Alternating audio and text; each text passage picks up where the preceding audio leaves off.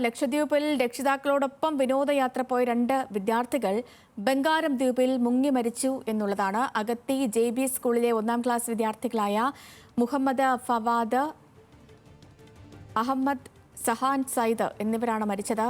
കടലിൽ പോയ പന്തെടുക്കാൻ ശ്രമിക്കുന്നതിനിടയിലായിരുന്നു അപകടം. വിവരങ്ങളുമായി ഷപ്ന സിയദുണ്ട്. ഷപ്ന, വിവരങ്ങൾ.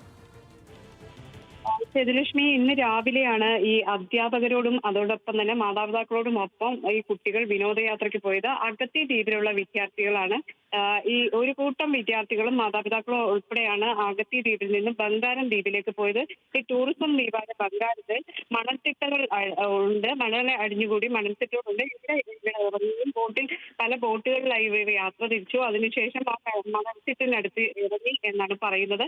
അവിടെ കളിക്കുന്നതിനിടെ പന്ത് ഈ വെള്ളത്തിൽ പോവുകയും പിന്നീട് കുട്ടികൾ ഇറങ്ങി പോവുകയും ചെയ്തു.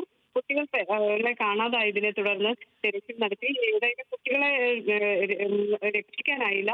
ഇപ്പോൾ അഗത്തി ആശുപത്രിയിൽ ഇവരുടെ മൃതദേഹം എത്തിച്ചു എന്ന വിവരം നമുക്ക് ലഭിക്കുന്നുണ്ട്. 1ാം ക്ലാസ് വിദ്യാർത്ഥികളാണ് ഈ സ്കൂളിലെ JB സ്കൂളിലെ വിദ്യാർത്ഥികൾ. ഒരു കൂട്ടം വിദ്യാർത്ഥികളും അവരുടെ മാതാപിതാക്കളും അതുപോലെ അധ്യാപകരും ഉൾപ്പെടെയാണ് ഇത്തരത്തിൽ ഒരു വിനോദയാത്ര പോയത്. ഇതിൽ മരിച്ചതിൽ 2 കുട്ടികളും അധ്യാപികമാരുടെ മക്കളാണ് എന്ന് പറയുന്നു. കൂടുതൽ വിവരങ്ങൾ നമുക്ക് ലഭ്യമായിട്ടില്ല. ശരി ഷപ്ന, വളരെ സങ്കടകരമായ വാർത്ത തന്നെയാണ്, വിവരം തന്നെയാണ് പുറത്തു വരുന്നത്.